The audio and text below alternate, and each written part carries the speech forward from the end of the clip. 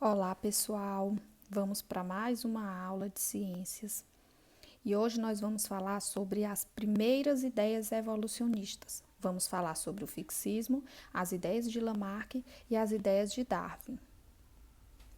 Então, as variedades de seres vivos em nosso planeta elas têm fascinado a humanidade ao longo da história. E de acordo com as explicações científicas, essa enorme variedade de espécies é resultado do processo de transformação e adaptação que constituem a evolução biológica. Nós temos aqui duas vertentes, né? O fixismo e o evolucionismo. Para os fixistas, as espécies são fixas e imutáveis, enquanto que para os evolucionistas, as espécies elas modificam-se ao longo do tempo. Aí vocês podem ver a imagem, né, das borboletas segundo o fixismo e segundo o evolucionismo. Pois bem, o que diz o fixismo, né? Era uma doutrina ou teoria filosófica bem aceita no século XVIII. Ele propunha que todas as espécies, por poder divino, haviam sido criadas tal como são e permaneceriam assim imutáveis por toda a sua existência, sem jamais ocorressem mudanças significativas na sua descendência. E existem teorias dentro, né, dessa teoria fixista, que é o criacionismo, que Deus é o criador de todas as espécies, criou o universo. Então, muito aceita, né, por algumas pessoas. O espontaneísmo, que os seres vivos se originam de matéria inerte em condições especiais. O catastrofismo, que é a evolução por meio de catástrofes causadas por intervenção divina. Então, essas três vertentes aí, elas estão dentro da teoria fixista. O evolucionismo já vai falar sobre o estudo da origem das espécies e das modificações sofridas ao longo do tempo. E para falar disso, nós vamos falar de dois pesquisadores, de dois teóricos super importantes para a humanidade e lançaram as teorias evolucionistas, que foi Lamarck, lançou o Lamarckismo, e Darwin, o darwinismo. Vamos falar primeiro sobre Lamarck, né? Jean-Baptiste Lamarck nasceu no dia 1º de agosto de 1744, lá na França. Também morreu em 1829 em Paris e ele foi um dos pioneiros do evolucionismo. O que Lamarck defendia? Que os seres vivos provinham de outros seres vivos e cada espécie ocupava um lugar na escala natural. A teoria da evolução elaborada por Lamarck em 1809, ela evidencia dois princípios, a lei do uso e do desuso e a lei da transmissão dos caracteres adquiridos. Vamos falar primeiro sobre essa lei do uso e do desuso. Aqui na imagem vocês estão vendo, né, a girafa. Segundo o lamarquismo, a girafa, pelo hábito de se alimentar de folhas altas, teve o pescoço gradualmente alongado. E essa mudança ela teria sido transmitida às gerações seguintes. Então ele acreditava, pela imagem aí vocês percebem, que de tanto ela tentar pegar o alimento que estava no alto das árvores, o pescoço foi esticando ao longo do tempo, à medida que ela fazia esse esforço para conseguir se alimentar. E ele ainda acreditava também que essa mudança, ela teria sido transmitida para as gerações seguintes. Vamos ver aqui um resumo, né, do lamarquismo. Primeiro entra a modificação ambiental através de uma necessidade de adaptação. E essa necessidade de adaptação gerou um novo comportamento, né, segundo ele. E ele acreditava em duas possibilidades aí, na lei do uso e do desuso, onde o desenvolvimento ou a atrofia de um órgão ela aconteceria se fosse muito utilizado um órgão, ele iria se desenvolver mais, e se não fosse, ele iria atrofiar.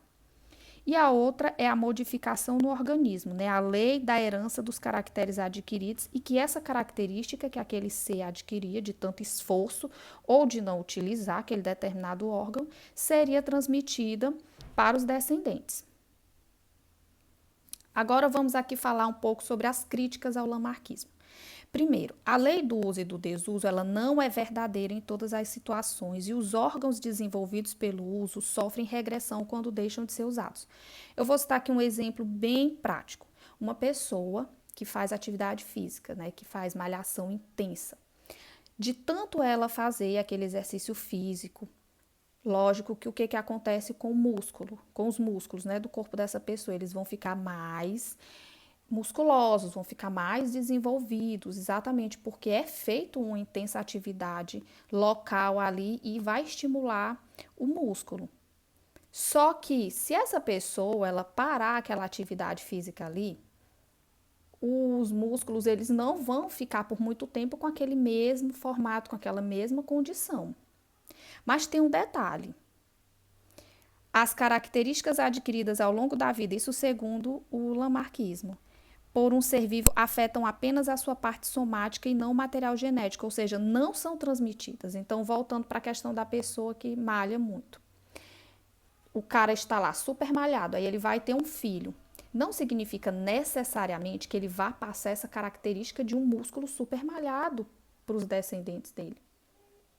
Simplesmente isso irá acontecer se lá no futuro os filhos fizerem a mesma atividade física, mas não quer dizer que esses filhos já vão nascer com os músculos desenvolvidos simplesmente porque o pai está lá, malhadão, bombadão. Então aí é uma crítica, né, ao lamarquismo. Agora nós vamos falar sobre o outro teórico aí, que é o Charles Darwin. Nasceu no dia 12 de fevereiro de 1809 na Inglaterra e morreu em abril de 1882 também lá na Inglaterra. Ele estudou medicina e teologia, mas ele foi na botânica e na geologia que ele teve conhecimento. Então, Darwin, para fazer os estudos dele, né, e elaborar a teoria, ele viajou durante 5 anos pelo mundo a bordo de um navio Beagle. Percorreu o mundo inteiro coletando fósseis, animais, coletando plantas. Inclusive, ele esteve aqui no Brasil por 2 vezes. Vou até mostrar aqui o trajeto aí que ele fez. Ó, ele passou pelo Brasil por 2 vezes, né? No caso, na ida e na volta. Passou por Fernando de Noronha, Salvador, Recife, Abrolhos, Rio de Janeiro. Então, ele ficou fascinado com a exuberância da floresta tropical, mas também ficou chocado com a presença dos africanos escravizados. Então, os aspectos principais da teoria de Darwin. As diversas formas de vida surgiram de ancestrais comuns por modificações na descendência. O mecanismo de modificação é a seleção natural e os indivíduos de uma mesma espécie apresentam variações. Os organismos com variações favoráveis às condições do ambiente onde vivem têm maiores chances de sobreviver e deixar descendentes. Assim, ao longo das gerações, a atuação da seleção natural sobre os indivíduos melhora ou mantém o grau de adaptação destes ao meio. Olha só, vejam só a imagem. Durante a viagem na Argentina, ele encontrou fósseis de mamíferos já extintos e observou que eram muito semelhantes aos atuais. E percebeu que, dentre os atuais também, haviam diferenças dependendo do local onde eles eram encontrados. Segundo Darwin, existiam girafas de pescoço longo e pescoço curto, como vocês estão vendo aí na imagem. As de pescoço longo, por terem mais chances de alcançar o alimento alto, sobreviviam deixando os descendentes. Então, olha só, aí ele já quebra a teoria de Lamarck, né? Porque Lamarck disse que a girafa ficou com o pescoço longo de tanto se esforçar, de tanto usar o pescoço para tentar alcançar o alimento e que passou essa característica para os descendentes. Darwin aqui ele já mostra o quê? Que o pescoço longo não aconteceu dessa forma, né? Que as girafas de pescoço longo, elas acabaram tendo mais chance, elas conseguiam alcançar o alimento mais alto e sobreviviam e assim elas deixavam os semelhantes, os descendentes. As girafas que tinham pescoço curto acabavam morrendo porque não conseguiam se alimentar. Então, aqui vamos ver uma comparação das teorias de Lamarck e de Darwin em relação ao pescoço das girafas. O lamarquismo, né? O esforço conduziu ao crescimento dos pescoços e esta característica foi passada à descendência. E o que o darwinismo diz aí? Que as girafas de pescoço mais comprido conseguiram alimentar-se melhor do que as outras e, como tal, deixaram mais descendentes. Na época em que Darwin sugeriu a sua teoria evolucionista, ele foi muito criticado, pois na Bíblia estavam presentes as ideias fixistas. Então, foram criadas muitas charges para desqualificar o trabalho dele. A teoria de Darwin ela passa a ser aceita pelo meio científico apenas no século XX, depois das descobertas de Mendel. né, o pai da genética, sobre a transmissão hereditária, porque naquela época, quando Darwin fez os estudos, ele não tinha acesso à tecnologia, a tudo que nós temos hoje, né? Então, somente em 1997, a teoria recebeu a anuência do representante máximo da Igreja Católica, que foi o Papa João Paulo II. E aí nós vamos ver agora uma comparação, né, de Darwin e Lamarck. Lamarck falava sobre a evolução linear, Darwin falava sobre a evolução ramificada com o ancestral comum.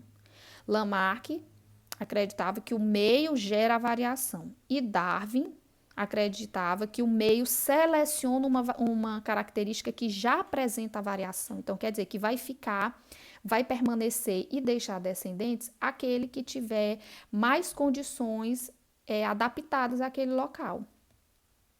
E aqui são as fontes, né, de pesquisa.